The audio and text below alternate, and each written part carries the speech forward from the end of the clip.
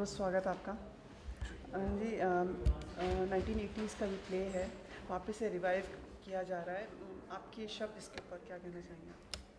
जब मैंने ये प्ले 1985 या 1990 में देखा था तो मेरी बहुत इच्छा थी कि मैं भरत दाभोलकर साहब के पास जाकर कहूँ कि मुझे इसमें एक छोटा सा रोल तो दीजिए। लेकिन उस वक्त इतने दिग्गज लोग इस प्ले में काम कर रहे थे, जैसे आत्माराम भेंडे साहब, विजू खोटे, माधव प्रधान, विहंग नायक और किशोर प्रधान, कीथ स्टीवनसन, ऐसे बड़े बड़े थिएटर के लोग काम कर रहे थे कि मेरे लिए शायद जगह नहीं होती।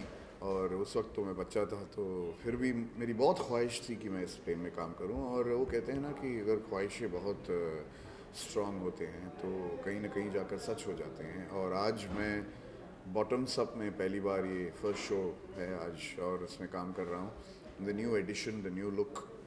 और क्या कहूँ, बस कहीं मेहनत रंग लाई है। मैं समझूंगा कि मुझे भरत दाभोलकर जैसे एक बहुत ही ह्यूमरिस्ट और अश्विन गिडवानी जैसे एक टॉप नॉच जो ऊंचे दर्जे के प्रोड्यूसर हैं, ऐसे लोगों के साथ मुझे काम करना एक मौका मिल रहा है। क्या कैरेक्टर रहेगा आपका इसमें?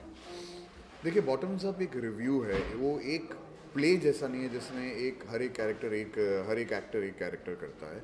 इसमें मैं 11 कैरेक्टर्स कर रहा हूँ और अलग अलग किरदार हैं इसमें। और इस प्ले का स्ट्रक्चर ही ऐसा है, फॉर्मेट ही ऐसा है कि हर एक्टर अलग अलग किरदार करता है। तो मेरे लिए और भी चैलेंजिंग है, क्योंकि वक्त बहुत कम मिलता है कपड़े बदलने के लिए और फिर अपने आप को उस सुर में ढालना पड़ता है जो नेक्स्ट कैरेक्टर है। तो नर्वस तो हूँ, let's see how I am going to do it. Sir, इस तरह के जो प्ले होते हैं हमने देखा कि आज के टाइम पे अब बंद हो चुके हैं या बहुत ही कम होते हैं, बट ये जो प्ले बहुत ही पुराना रह चुका है। और अरशद वारसी हमने देखा है, शाहिद कपूर इवन इसी प्ले से यहाँ तक आए हैं और एक प्लेटफॉर्म मिला है। बट अब ये प्लेटफॉर्म बंद हो चुके हैं और इस तरह के कहीं हमें दिखाई नहीं देते।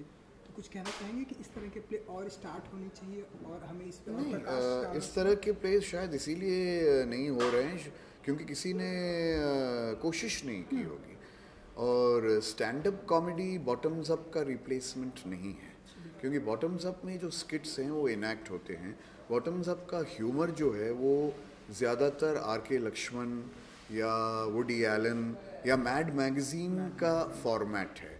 सो उस तरह का अगर आपको ह्यूमर लाना है तो आपको इस तरह का एक प्ले ही करना पड़ेगा। और मैं तो अपने आप को खुशनसीब समझता हूँ कि किसी और ने कोशिश नहीं की, क्योंकि बॉटम्स अप एक ब्रांड है और इतना बड़ा ब्रांड है कि अब मुझे मौका मिला है उसमें शामिल होने का। तो अच्छा ही है कि जिन लोगों को ये करना चाहिए वही लोग कर रहे हैं और वो लोग नहीं जिनको नहीं करना चाहिए। Thank you so much, all the best to you. Thank you. Hindi में रखेंगे थोड़ा? हाँ, कोशिश करता हूँ। थोड़ी कच्ची है लेकिन करेंगे, पका लेंगे। हाँ। बहुत या very nice, very nice. Bharat आई, भरत हिंदी में बात कर रहा है। हिंदी में मैं बात कर सकता हूँ। फाइट के समय सिंगल फ्रेम, ऐसे 2 फ्रेम रखना। बहुत बहुत स्वागत आप लोगों का दोनों का, and many congratulations reviving the past again. Bharat, कुछ कहना चाहोगे आप? नहीं, ये 25 साल के बाद हमने पहले जब बॉटम्स अप किया था, कुछ 25 साल के पहले किया था, उसके बाद में उसके बहुत सारे रूप आए थे। Bottoms up, son of bottoms up, grandson of bottoms up, carry on bottoms up. तो फिर ये हुआ कि हमने अलग अलग दूसरे ड्रामा शुरू किए करने। तो फिर गए मेरे ख्याल से 15-17 सालों में हमने रिव्यू नहीं किया था ऐसे। तो लोग बहुत पूछ रहे थे हमें, कभी भी हम कोई भी शो करते तो बोलते हैं आप लोग बॉटम्स अप क्यों नहीं करते। तो हमने कहा बॉटम्स अप तो हमने देखा यार, it was the longest running play in the history of English theatre. सब बोलते हैं लेकिन वो जनरेशन अलग थी। अब जो लोग आए हैं वो नए जनरेशन के लोग आएंगे, उन्होंने देखा नहीं था उस समय। तो इसलिए हमने कहा कि रिवाइव करेंगे और उसे टॉपिकलाइज करके रिवाइव करेंगे। कि बॉटम्स अप की खासियत ये थी कि उसमें हर शो में कुछ नई चीज़ें हम लोग डालते थे।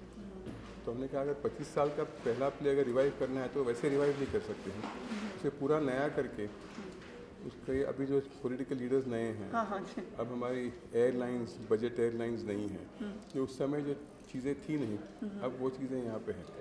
तो उनको मद्देनज़र देख के हमको नया लिखना पड़ा।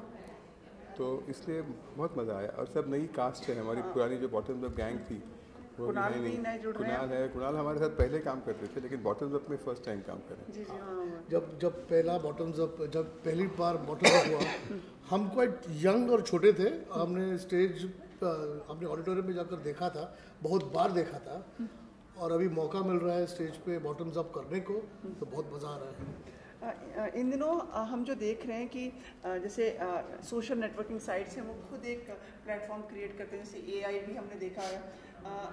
आपने देखा तो होगा नेट पे? नहीं, मैंने देखा नहीं। आपने देखा होगा।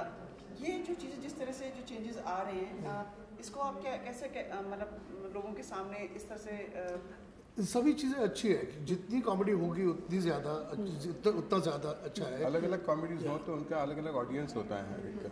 तो मतलब ऐसे नहीं कि एक टाइप की कॉमेडी चलती है, कॉमेडी में हर एक अलग अलग प्रकार होते हैं। तो उसमें AIB टाइप कॉमेडी का एक अलग उनका ऑडियंस होता है, बॉटम्स अप का एक अलग ऑडियंस होता है। जो हम लोग नॉर्मल एक इमोशनल कॉमेडी करते हैं, जैसे हमने फनी थिंग कॉल्ड लव किया था, उसका एक अलग ऑडियंस होता है। तो मेरे ख्याल से जितने अलग अलग प्रकार आते जाएंगे उतना अच्छा है, क्योंकि ऑडियंस बढ़ता जाता है। और इतने अपने सीरियस लाइफ में जितनी कॉमेडी होगी ज़्यादा उतना अच्छा है। पर ये जो हमने AIB के थोड़े रशेस जो देखे, don't you think too below the belt ये चीज़ें जा रही हैं? लेकिन वो ऑडियंस के हिसाब से है ना, क्योंकि जो यंग ऑडियंस उनको अगर वो पसंद है तो वो उनको केटर करके वो दे रहे हैं ना।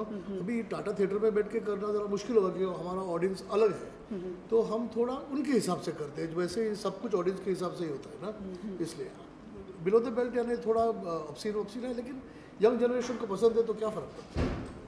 भारत, आपके विचार इस पे? जी, मैं एक ही कह सकता हूँ कि हमने अब तक मैंने 32 प्ले लिखे हैं अभी तक। मैंने एक भी प्ले में कभी भी किसी गाली का या किसी below the belt direct reference का इस्तेमाल नहीं किया।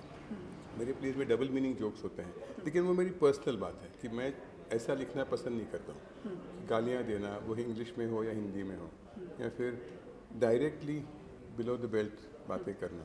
डबल मीनिंग ठीक है, जिसके 2 मीनिंग रहते हैं वो तो जो लोग दूसरा मीनिंग समझते हैं वो दूसरा मीनिंग पकड़ते हैं, जो समझते नहीं वो पहला मीनिंग पकड़ के चलते हैं। तो मैं खुद ऐसे कभी लिखता नहीं। उसका मतलब ये नहीं कि कोई और लिखे नहीं। अगर उनका ऑडियंस है, उनको देखने को लोग आते हैं, उन्हें पसंद करते हैं, तो वो उनका ऑडियंस है। तो उनके बारे में मैं कुछ नहीं, मैं खुद ऐसा नहीं लिखता।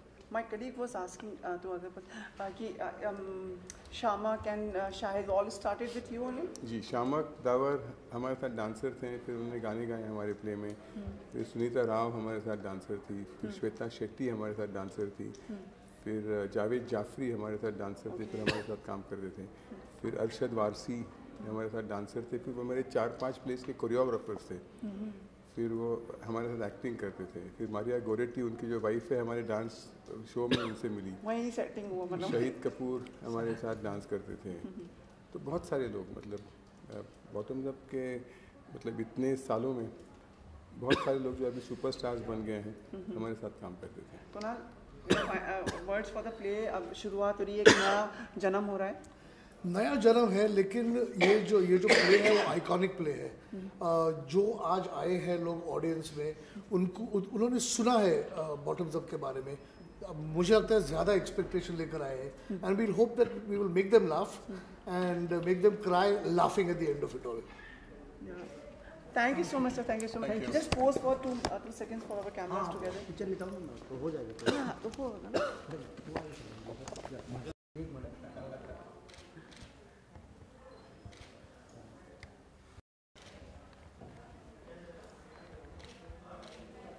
Does anybody here have emotional mothers? Please raise your hands. If you put all that together, you get my mother. You know, she came for the first night of the first bottom up. Saturday night she came, she saw the whole play, she was completely disappointed. She went home and she almost had tears in her eyes. She said, "What rubbish do you write? We raised you so well, we've shown you some great plays, we had great stories, great acting, great dialogues. What is this trash that you're writing? Please do me a favor, don't spoil the family name. Stop writing plays like this." And I felt bad and I said, maybe I should. And next day, Sunday night, we had a show again, and there was this drop-dead gorgeous girl in the audience called Aparna Sharma. Her sister used to work with us. And this Aparna Sharma, Apu, she was a supermodel. She used to do some television show, some fashion show on ZTV.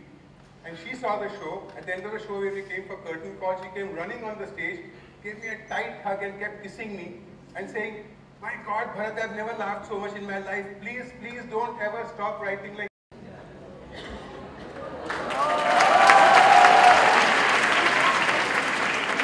This is your ticket. This is a ticket for the first bottom up 25 years ago. Of course, you can't find a seat here. I told you I was a little late. You're not a little late. You're 25 years old late. This ticket is old. Now so is the show. Everything looks old here. It's the same old you. It's the same old audience. It's the same old things you're telling them. Even there's nothing new. My costume is new. Our set is new. Our dancers are new. Our actors are new. So don't tell me you want skits and dialogues also to be new. How greedy can you get? Listen, sir. We can't help you. You can't get so greedy. Please leave. I'm sorry if you can't give me more. I can't give give me you a refund. I can't give you a refund. Please leave. I'm not leaving until I get it. I'll have to call the security, sir. Call the army. Please leave. Security. I'm not leaving. Security. Not budging. I want a refund. Security. I don't understand. Security. Keep calling. You wait now. You didn't listen. Security. Security. Take him away. Security.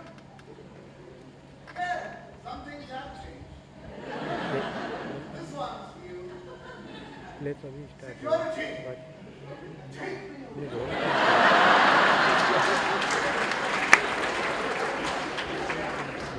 That's why Shakespeare said that the whole world is a stage. Because even in life, when you're standing on center stage trying to do a good job, there's some idiots like you who come and mess up things for you. But then if you toss the coin of life and come up with tails, there is a way of making it heads. It's simple.